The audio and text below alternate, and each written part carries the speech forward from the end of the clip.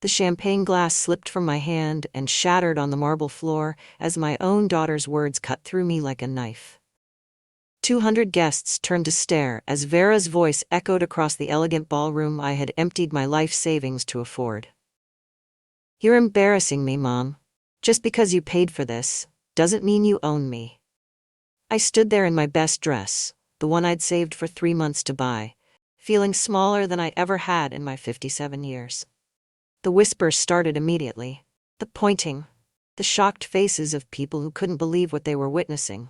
My own daughter, on her wedding day, humiliated me in front of everyone I had worked so hard to impress for her sake. But here's what none of those 200 guests knew, including Vera herself. What happened next would change everything between us forever. Because sitting at table 12 was a man I hadn't seen in over 20 years. A man whose life I had once saved when he was at his absolute lowest point. A man who was about to stand up and reveal a truth so powerful, so shocking, that it would bring my daughter to her knees in tears. But before I tell you about that life-changing revelation, let me take you back to where this all began. Because to understand why those words from Vera hurt so much, you need to know exactly what I had sacrificed to give her the life she was now using to shame me. If this story is hitting close to home, make sure to subscribe because I share real stories about family, sacrifice, and the moments that change everything. And tell me in the comments, have you ever had someone close to you make you feel small after everything you've done for them? Because what happened next at that wedding will show you exactly why we should never let anyone diminish our worth, no matter how much we love them. My name is Magdalene. I was 22 when the pregnancy test showed 2 pink lines, and by 23, I was completely alone. Vera's father took one look at my growing belly and decided fatherhood wasn't part of his plan. He packed his bags on a Tuesday morning and I never saw him again. That's when my real education began. Not the college degree I had to abandon, but the brutal lesson of what it means to sacrifice everything for someone you love, more than your own life. I took a job as a housekeeper at the downtown Marriott, working double shifts that started at 5 a.m. and didn't end until nearly midnight. My hands were raw from cleaning chemicals, my back ached from scrubbing bathtubs, but I didn't care. Every dollar went toward giving Vera a life I never had. I remember those nights so clearly. Coming home exhausted, my uniform soaked in sweat, and finding baby Vera crying in her crib. I'd heat up whatever formula I could afford and sit with her in that tiny apartment, both of us surviving on hope and determination. Most nights, my dinner was a bowl of cereal because I had spent the grocery money on organic baby food. I told myself it was temporary, that things would get better. But years passed, and instead of getting easier, my sacrifices only grew bigger. When Vera turned 5, I knew the public school in our neighborhood wasn't good enough. So I picked up a second job cleaning office buildings at night, just so I could afford to send her to St. Mary's Private Academy. While other kids were dropped off by parents in luxury cars, I'd arrive in my beat-up Honda, still wearing my housekeeper uniform, because I had to rush straight from work. I wanted her to have opportunities I never did, became my mantra. When she wanted piano lessons, I worked weekends. When she needed a new dress for school events, I wore the same 3 outfits for months. When she wanted to join the debate team that required expensive trips, I sold my grandmother's jewelry, the only valuable thing I owned. And Vera thrived. She was brilliant, confident, articulate, everything I had dreamed she could be. But somewhere along the way, something else started growing alongside her success. A sense of entitlement that made my stomach turn. By the time she was 16, I could see the signs. She'd refused to let me pick her up from school events because my car was embarrassing. She'd tell her friends I worked in hospitality management instead of admitting I cleaned hotel rooms. When her classmates asked about her father, she'd say he was traveling for business, rather than admit he had abandoned us. But it was during her college years that the distance between us became a chasm I couldn't bridge. I was working 3 jobs by then: the hotel during the day, office buildings at night, and weekend catering gigs, all to pay her tuition at Northwestern University. $60,000 a year. I had to take out loans against my future, knowing I'd be paying them off until I was 70. Vera called maybe once a month, and those conversations lasted less than 5 minutes. "Hi Mom, need to run to class, love you, bye." No questions about how I was managing, no acknowledgement of the sacrifices, just the assumption that money would appear in her account every semester like magic. Then she met James during her senior year, and everything changed. Suddenly, my brilliant daughter, who used to share everything with me, started speaking a different language. One filled with references to country clubs, wine tastings, and summer houses in the Hamptons. James came from old money, the kind of family that had trust funds and connections and last names that opened doors. The first time she brought him home, I watched my daughter physically cringe when I mentioned my work schedule. When James politely asked what I did for a living, Vera quickly changed the subject and never let me finish my answer. That's when the lies began. I discovered later that she had told James and his family that I was a hospitality consultant who traveled frequently for work. She explained my modest apartment by saying I was downsizing by choice. She crafted an entire fictional version of our life, one where I wasn't an embarrassment to her new social circle. The engagement announcement came through a text message. Not a phone call, not a visit. A text with a photo of a ring that probably cost more than I made in 6 months. When I called to congratulate her, bubbling with excitement about helping plan the wedding, her response crushed me. "Mom, James's family knows people who do this professionally. Don't worry about it." But then the bills started coming. Vera wanted the wedding of her dreams at the Four Seasons, with a guest list of 250 people, a live orchestra, and flowers flown in from Ecuador. The estimated cost was $75,000. When she called to ask if I could contribute, I knew what she really meant. James's family was watching to see what the mother of the bride could afford to give. I emptied my savings account, $45,000 that I had planned to use for retirement. I took out a second mortgage on my small condo. I canceled my health insurance to save on monthly payments. At 57 years old, I bet everything I had on my daughter's happiness. But with every decision, Vera made it clear that I was funding the wedding, not planning it. I wasn't consulted on the menu, the flowers, or the music. When I suggested a few cost-saving alternatives, she'd roll her eyes and say, "Mom, you don't understand how these things work." The final humiliation came during our dress shopping trip to the bridal boutique. I had saved for months to afford a mother-of-the-bride dress from the same store where Vera was getting her gown. I wanted us to have that special moment together, something I had dreamed about since she was little. When the saleswoman asked how she could help us, Vera didn't hesitate. "I'm here for my final fitting. She's just the help. She's here to carry things." I stood there in shock as the woman handed me Vera's purse and shopping bags, assuming I was hired staff. My own daughter watched me be treated like a servant and said nothing. In that moment, standing in that beautiful boutique, surrounded by white dresses and dreams, I finally understood the truth. I wasn't Vera's mother anymore. I was just a source of funding for the life she wanted to build without me. And during the wedding planning meetings that followed, her friends made their feelings clear. I heard the whispers when they thought I couldn't hear. "Why is she even here? Someone like her doesn't understand weddings like this." But I showed up to every meeting, signed every check, and smiled through every slight because I loved my daughter. I thought that love would be enough. I thought that one day she would understand what I had sacrificed and be grateful. I had no idea that in just a few weeks, at that reception I was paying for, the truth about my character would come from the most unexpected source and change everything between us forever. The morning of Vera's wedding, I stood in front of my bedroom mirror for over an hour, trying to make myself look worthy of the $45,000 celebration I had funded. I had bought the best dress I could afford, a simple navy blue outfit from Macy's that cost me 2 weeks of grocery money. My hair was done at a small neighborhood salon, not the expensive place where Vera and her bridesmaids had gotten ready. When I arrived at the Four Seasons, my heart was pounding with a mixture of pride and anxiety. This was supposed to be one of the happiest days of my life, watching my daughter marry the man she loved in a beautiful ceremony that represented everything we had worked toward together. But the moment Vera saw me, her face fell. She looked me up and down with the kind of expression you'd give someone who had shown up to a black tie event in pajamas.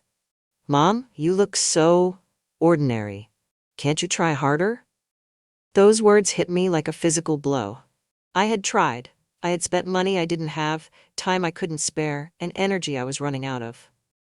But to my daughter, on her wedding day, I still wasn't enough. The ceremony was beautiful. Everything she had dreamed of. I sat in the front row, watching my little girl become a wife, and for a moment I forgot about all the pain and focused on the joy. She looked radiant, happy, perfect. This was what all the sacrifices had been for, but it was during the reception that my world truly fell apart. As the mother of the bride, I was expected to give a speech. I had prepared for weeks, writing and rewriting words that would express my love for Vera and my gratitude for being part of this moment.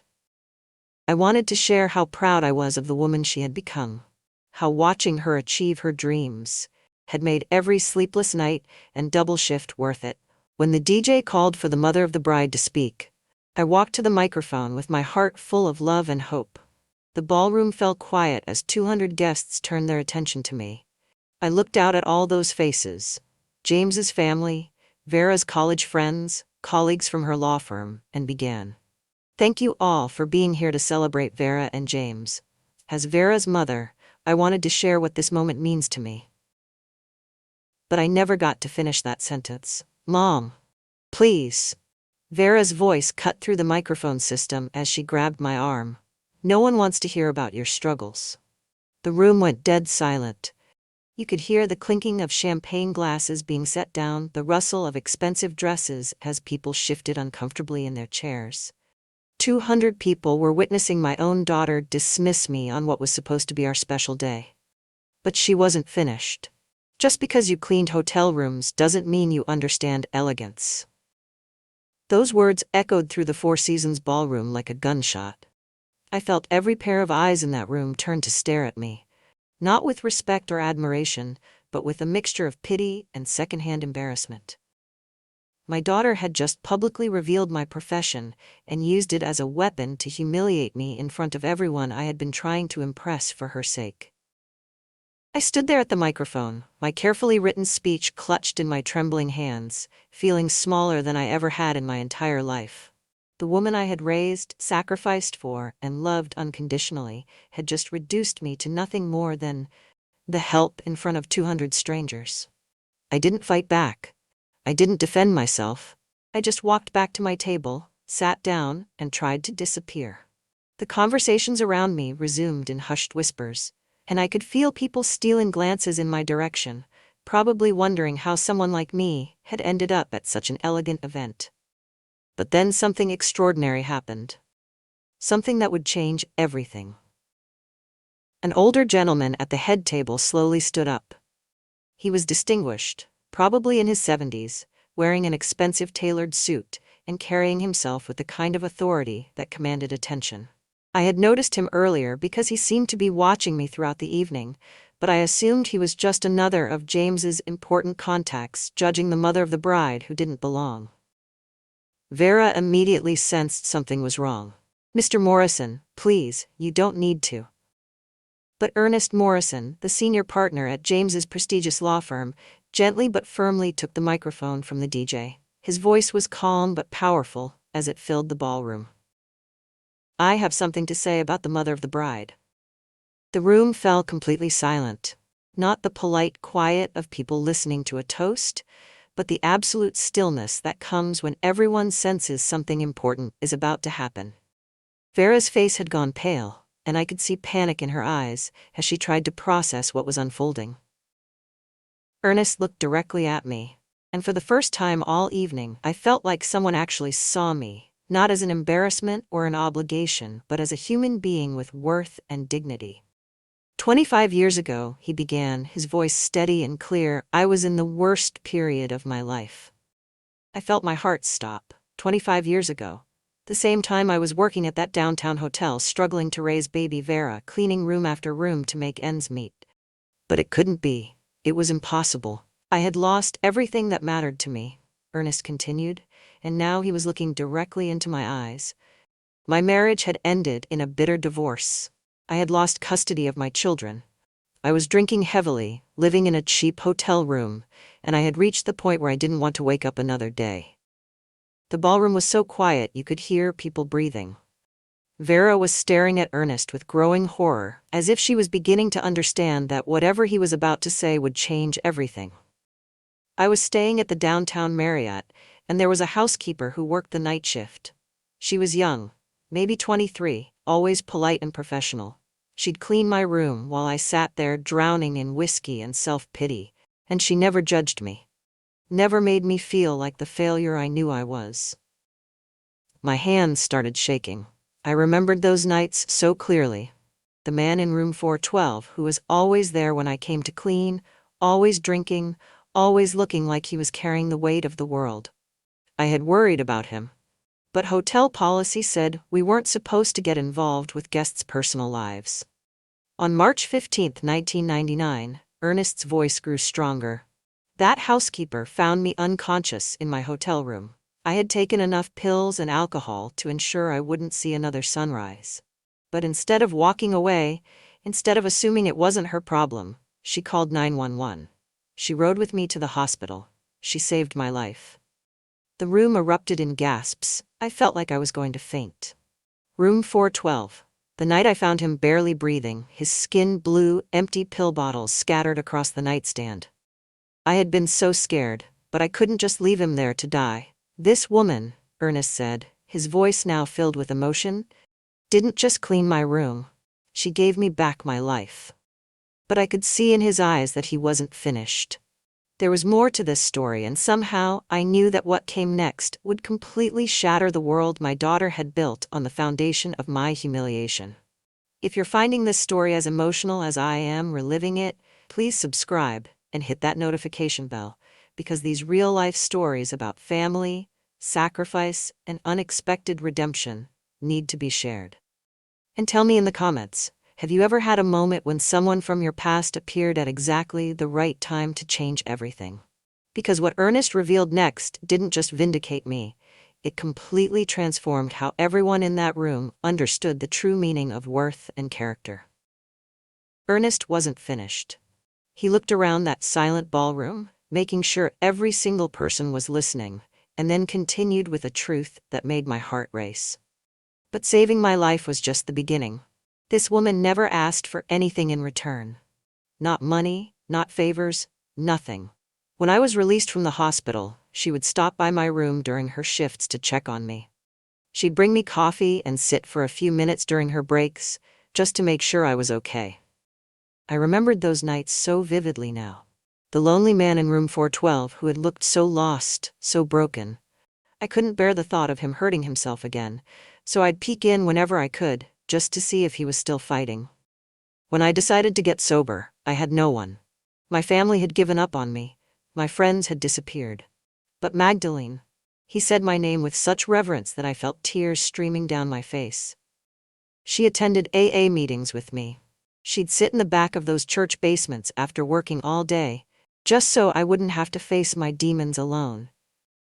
The gasps around the room were audible now. Vera was staring at me like she was seeing a stranger. Her face a mixture of shock and something that looked like shame. She helped me write letters to my ex-wife, begging for a chance to see my children again. She helped me practice what I would say when I finally got that phone call. She believed in me when I had stopped believing in myself. Ernest's voice grew stronger, more emotional. When I got my law practice back on track, when I started making money again, when my life was rebuilt from the ground up, I tried to repay her. I offered her money for college, a better apartment, anything she needed. She refused it all. I remembered that conversation. He had found out where I lived and showed up at my door with an envelope full of cash, begging me to let him help. But I had been so proud, so determined to make it on my own. She said seeing me rebuild my life, watching me become the father my children deserved again, that was payment enough. She told me that helping people wasn't about getting something back, it was about doing what was right. Vera's face had gone completely white. She was beginning to understand the magnitude of what she had done, the character of the woman she had just humiliated in front of 200 people. But Ernest still wasn't done. He turned to look directly at James, my daughter's new husband, and delivered the final truth that would change everything. The scholarship that paid for your law school, James? That was me. The Morrison Foundation Scholarship for Promising Young Attorneys. James's mouth fell open. That scholarship had covered his entire tuition at Harvard Law School, over $200,000. It was the reason he had been able to graduate debt-free and take the position at Ernest's firm. But here's what you don't know, Ernest continued, his voice now carrying the weight of absolute truth. I didn't choose you for that scholarship. Your mother-in-law did. The room erupted in shocked murmurs. Vera looked like she was going to be sick. 3 years ago, I was looking for the recipient of my annual scholarship. I wanted someone special. Someone who embodied the values that Magdalene had shown me all those years ago. I was struggling to find the right candidate when I received a letter from a hotel housekeeper. Ernest pulled out a piece of paper from his jacket pocket. A letter I had written and completely forgotten about. This woman wrote to me about a brilliant young man who was dating her daughter. She told me about his character, his work ethic, his dreams of helping people through the law. She said he came from a family that couldn't afford the education he deserved, but that he was worthy of any opportunity he might receive. She wasn't asking for herself. She was asking for someone else's son because she saw potential in him. Vera's hands were covering her mouth in horror. She was finally understanding the full scope of her mother's character and her own cruelty. I investigated James based on that letter. Every achievement he's earned, every opportunity he's received at my firm, every door that opened for him, it all traces back to your mother's recommendation. She didn't even know who I was when she wrote that letter. She was just a mother who saw a young man worthy of her daughter, and she wanted to help him succeed. Ernest's voice rose to fill every corner of that ballroom. Everything you have, James. Your education, your career, your position at my firm. Even your ability to provide the life that attracted this woman. You owe it all to this woman's heart and judgment. Vera collapsed into her chair, her beautiful wedding dress pooling around her as she began to sob. Not the delicate tears of a bride, but the deep, wrenching sobs of someone who has just realized the full magnitude of their betrayal. She finally understood that the woman she had just humiliated in front of 200 people, the woman whose profession she had used as a weapon, whose sacrifices she had dismissed, whose love she had taken for granted, was the same woman who had made her fairy tale life possible. Every person in that ballroom was staring at me now, but the looks weren't of pity or embarrassment anymore. They were looks of awe, respect, and deep, profound shame at what they had just witnessed. In one moment, Ernest Morrison had revealed the truth that I had been too humble to tell, too selfless to claim credit for. My daughter's perfect life. The education that had led her to James, the man who could afford to marry her in such luxury, the career that had introduced her to this world of privilege. It had all been built on the foundation of my character, my sacrifices, and my unwavering belief in doing what was right, even when no one was watching. The woman they thought didn't belong at this elegant wedding wasn't just the mother of the bride. She was the reason this wedding was possible at all. The silence in that ballroom stretched on forever. Then Vera stood up, her wedding dress trembling as her entire body shook with the weight of what she had just learned. She walked toward me, mascara streaming down her cheeks, no longer the poised bride, but a broken daughter who had finally seen the truth. Mom, her voice cracked as she reached for my hands. Mom, I'm so sorry. I'm so sorry. These weren't the polite tears of a wedding day. These were the desperate sobs of someone who had just realized they had spent years hurting the person who loved them most. She fell to her knees in front of my chair, still in her $1,000 wedding gown, not caring that 200 people were watching her completely fall apart. I didn't know. I never knew what you had done, who you really were. I've been so cruel, so ungrateful. You gave me everything, and I treated you like you were nothing. How can you ever forgive me? I looked down at my daughter, this brilliant, accomplished woman I had raised, and felt my heart breaking and healing at the same time. The room was waiting for my response, probably expecting me to either embrace her immediately or unleash years of suppressed hurt and anger. Instead, I helped her to her feet and spoke loud enough for everyone to hear. Vera, I will always love you. You are my daughter, and nothing will ever change that. But love doesn't mean accepting disrespect. Love doesn't mean staying silent when someone tries to make you feel small. I have spent your entire life showing you what sacrifice and kindness look like, but somehow you learned to mistake those qualities for weakness. My voice grew stronger, more sure. I forgive you, but things have to change between us. Respect isn't something you give when it's convenient or when you need something. It's something you give because you understand someone's worth. And I am worth more than how you've been treating me. The transformation in that room was immediate and profound. People who had been whispering about me an hour earlier were now looking at me with genuine respect and admiration. James's parents, who had barely acknowledged my existence all evening, approached me after Ernest's speech to express their gratitude and apologize for their assumptions. But the real change happened slowly, over the months that followed. Vera called me the day after she returned from her honeymoon.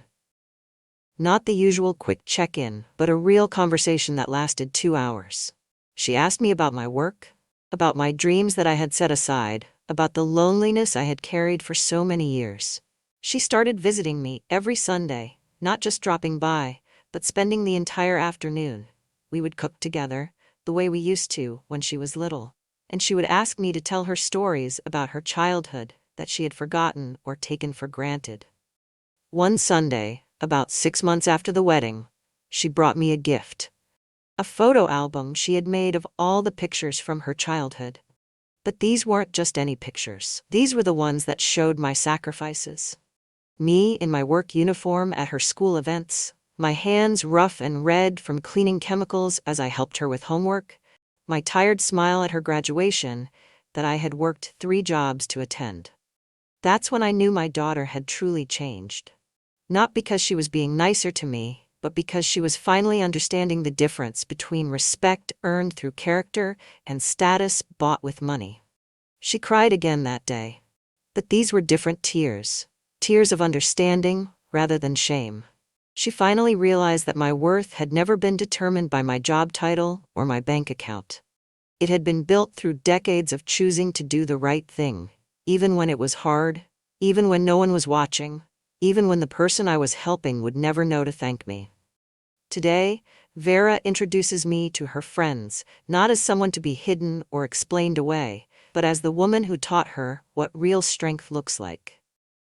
She tells them about my sacrifices with pride, not shame. She's learned that having a mother who cleans hotel rooms is infinitely more valuable than having a mother who simply has money. And Ernest Morrison? He became like a father to me in the years that followed. He never stopped trying to repay me, and I never stopped refusing his offers, but he did give me something priceless. The reminder that kindness is never wasted, even when it takes decades to see its full impact. The most beautiful part of this entire experience wasn't the public vindication or the apology. It was watching my daughter finally understand that the woman who had embarrassed her at her wedding was the same woman who had made that wedding, and everything beautiful in her life, possible in the first place. If this story touched your heart, please subscribe, because these are the real stories that need to be told. Stories about the quiet heroes among us who sacrifice without recognition and love without conditions. And tell me in the comments, what's the most important lesson you've learned about the difference between being successful and being worthy? Because sometimes it takes a crisis to show us what really matters.